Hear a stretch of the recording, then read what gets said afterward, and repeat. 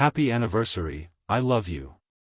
Those were my wife Jennifer's last words to me before she boarded a first-class flight to the Maldives with her lover, charging $33,000 to a credit card I was paying off. She thought she'd covered every track, told every lie, manipulated every person who could warn me. She had no idea I'd wake up at 2:47 a.m. to a text that would unravel not just a 9-month affair, but a 5-year financial fraud that would land her in criminal court. What happened next will make you question whether the person sleeping beside you right now is who they claim to be. Viewers, have you ever trusted someone so completely that discovering their betrayal felt like waking up in someone else's life? What would you do? Tell us in the comment. Also subscribe as we continue the story. My name is Marcus Chen. I'm 34 years old, a senior architect at Riverside Design Group in Seattle, and until 2:47 this morning, I thought I knew my wife. Jennifer and I have been married for 8 years, together for 12. We met in college during an urban planning seminar where she argued that buildings should tell stories, and I fell in love with the way her mind worked. We survived my father's sudden death, the miscarriage that broke something fundamental between us, and those brutal years when I worked 80-hour weeks designing the Belltown Tower while she held our life together.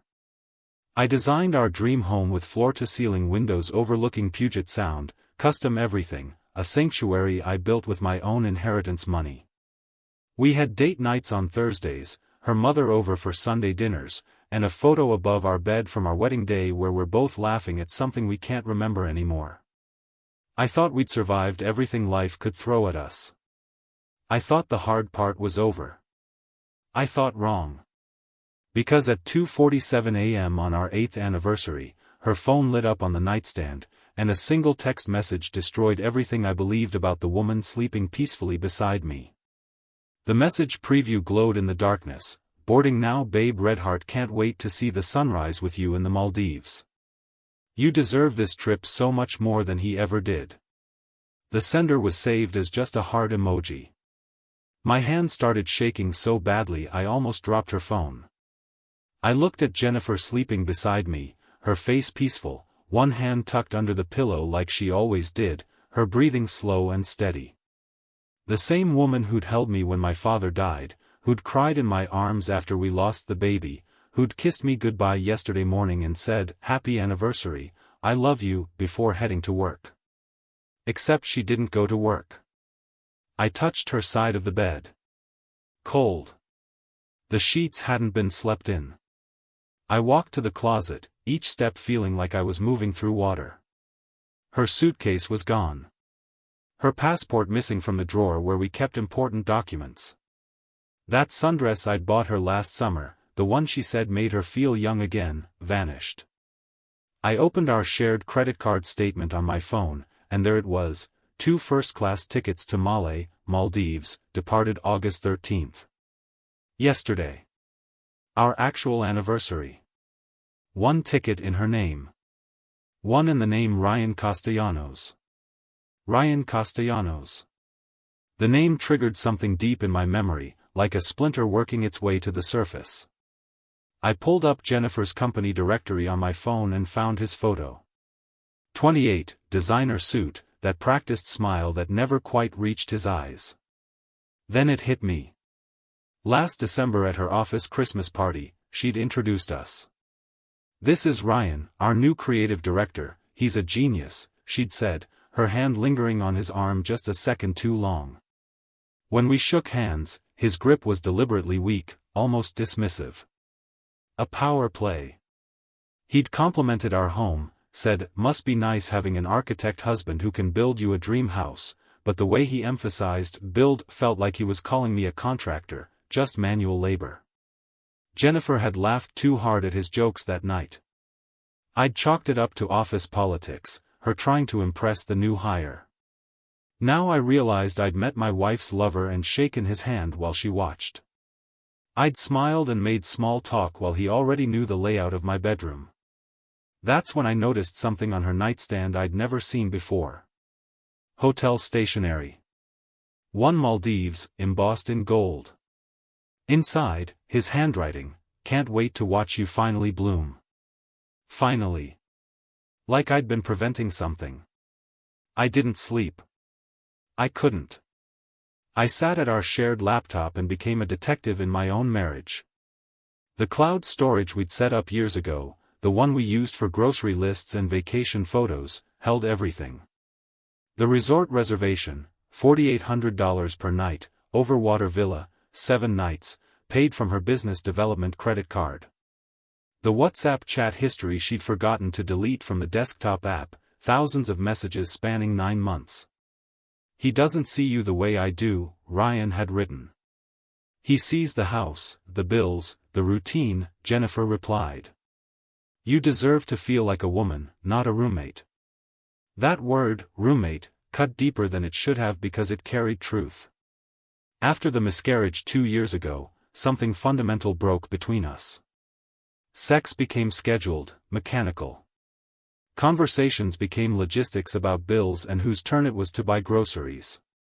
We became expert co-managers of a life neither of us was actually living anymore. I threw myself into designing office buildings. She threw herself into whatever this was. But I never cheated. I never even considered it. Then I found the photos. Jennifer in lingerie I'd never seen, poses I'd never seen, a version of my wife that existed only for him.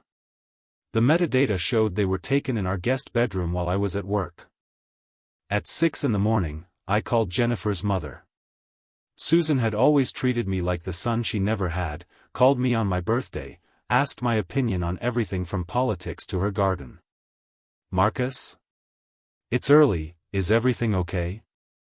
Her voice was thick with sleep. "Did you know Jennifer was in the Maldives?" Silence. Too long. The kind of silence that confirms everything. "Susan. Did you know?" I heard her breath catch. "She made me promise not to tell you. She said you two were separating, that it was mutual. She said you'd been having an affair with someone at your firm and this was her moving on. She told me she was going with a girlfriend to clear her head. My wife had preemptively framed me, built a narrative where I was the villain, covered her tracks with the one person who might have warned me. Susan, I've never cheated. Not once. And she's not with a girlfriend." I heard something break in Susan's voice. "Oh God. Oh God, Marcus, what has she done?" Then she said something that made my blood run cold. "Last month Jennifer asked me about your assets. The house valuation. Your retirement accounts. She said it was for financial planning." Susan's voice cracked. "Marcus, I think she's been planning this for a very long time." I could have called Jennifer, screamed, begged for explanations that wouldn't satisfy anything. But rage makes you strategic when you let it simmer instead of boil over. I sent a single text, "Happy anniversary. The Maldives look beautiful. Hope Ryan enjoys the view from the villa I'm paying for." Then I attached a screenshot of our joint credit card statement with the $33,600 resort charge highlighted. She responded in 11 minutes. I counted every one. "How dare you go through my private accounts?" Another message, "This is exactly why we don't work anymore." Then, "You're controlling and paranoid. This is what they do, cheaters. They flip the script. Suddenly you're the problem for discovering their betrayal." My therapist, the one I'd been seeing for 6 months trying to understand why our marriage felt hollow, had warned me about this. Darvo, she called it. Deny, attack, reverse victim and offender. Jennifer was executing it perfectly, like she'd studied the playbook. "I'm filing for divorce. Don't come back to the house." Her reply came instantly, "The house is half mine. And Ryan's lawyer is better than anyone you can afford.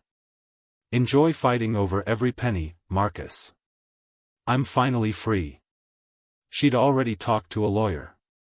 This wasn't a spontaneous affair. This was an exit strategy with legal consultation. I called my lawyer, Richard Kim, who'd handled our house contracts 5 years ago. "How fast can we move?" My voice sounded strange, detached. In Washington state? With evidence of infidelity and financial misconduct? Fast. Then Richard asked something that changed everything. Marcus, when you designed the house, who filed the deed paperwork? Jennifer handled it. Why? Pull the documents. Now.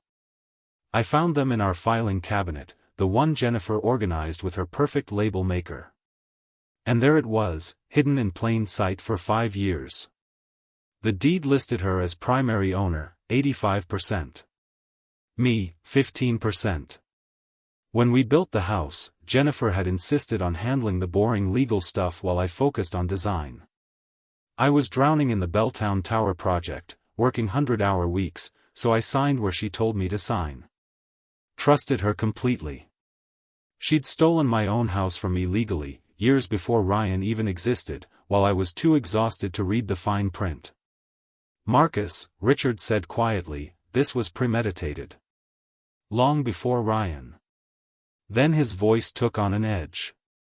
But here's the thing. I reviewed the original builder contract. You're listed as sole financial contributor. $640,000 from your father's life insurance. If she fraudulently altered the deed percentage, that's not divorce court. That's criminal court. We moved like a surgical team. First, I documented everything: screenshots, bank records, WhatsApp messages, photo metadata, testimony from Susan, the fraudulent deed with my original builder contracts showing sole financial contribution. Second, Richard filed an emergency motion to freeze all joint accounts and credit cards. Within 48 hours, Jennifer's business development card was declined at dinner in the Maldives. She called me 17 times. I didn't answer once. Third, I changed the locks. Legally I couldn't keep her out permanently, but I could require police escort and 24-hour notice for entry. Fourth, and this is where strategy became poetry, I called her employer. Jennifer's marketing firm had strict ethics policies about relationships with subordinates. Ryan was her direct report.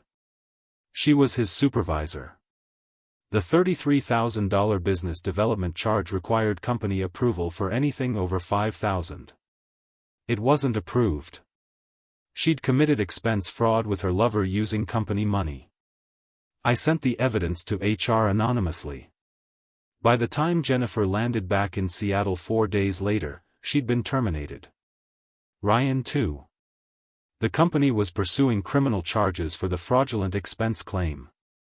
In 4 days, she'd lost her job, her lover's job, her income, and her financial safety net. I hadn't yelled once. Hadn't broken anything.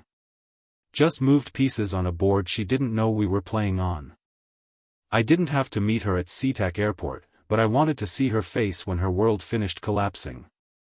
She came through arrivals with Ryan, both tanned and relaxed, his hand possessive on her lower back. Then she saw me standing by the coffee shop, and the color drained from her face like someone had pulled a plug. Marcus, please, we need to talk. Don't. I handed her an envelope. Divorce papers. Fraud charges for the deed alteration. Your former employer is also filing criminal charges for expense fraud. Ryan's named as co-conspirator. Ryan stepped forward, all false bravado. You can't destroy our lives over a relationship. I didn't destroy anything. You both did that yourselves. I just documented it. I looked at Jennifer, really looked at her. You wanted to be free? Congratulations. You're free of me, your job, your financial security, and possibly a criminal record if you're very lucky with your plea deal. Her voice cracked. You're destroying my life over a mistake. A mistake is forgetting an anniversary. This was a 9-month conspiracy with legal consultation. I paused. By the way, your mother knows everything. She's testifying on my behalf about the lies you told her and the asset questions. That broke her completely. Not the legal consequences or the job loss, but her mother's betrayal matching her own. We can fix this, she whispered. I walked away without answering. 6 months later, I'm living in a downtown loft with floor-to-ceiling windows and minimal furniture, the kind of space that feels like breathing after years of holding your breath. The divorce finalized 3 months ago. The house sold, I got 85% after proving deed fraud. Jennifer and Ryan both took plea deals on the expense fraud charges, probation, restitution, community service. No jail time, but their marketing careers are finished. I'm dating someone I met in a pottery class, Alicia, a teacher who thinks my architecture stories are boring in a refreshing way. We're taking it slow. Then tonight, a LinkedIn message from Ryan Castellanos. Marcus, I know I'm the last person you want to hear from, but Jennifer did the same thing to me. While we were in the Maldives, she was texting another guy from her gym. Told him the same thing she told me about you. I was just a stepping stone. I lost everything for someone already planning her next move. You got your revenge, but you also got your freedom. I'm still trying to find mine. I stared at that message for a long time. Then I deleted it. Some people are storms that destroy everything, then move on. Jennifer wasn't someone who made one mistake. She was a pattern. The best revenge isn't destruction. It's building a life she can't touch. My phone buzzed. Alicia, dinner tomorrow? There's something I need to tell you about my ex. I smiled. Maybe everyone has a past. Maybe the trick is finding someone who learned from theirs. Or maybe I'm about to make the same mistake again.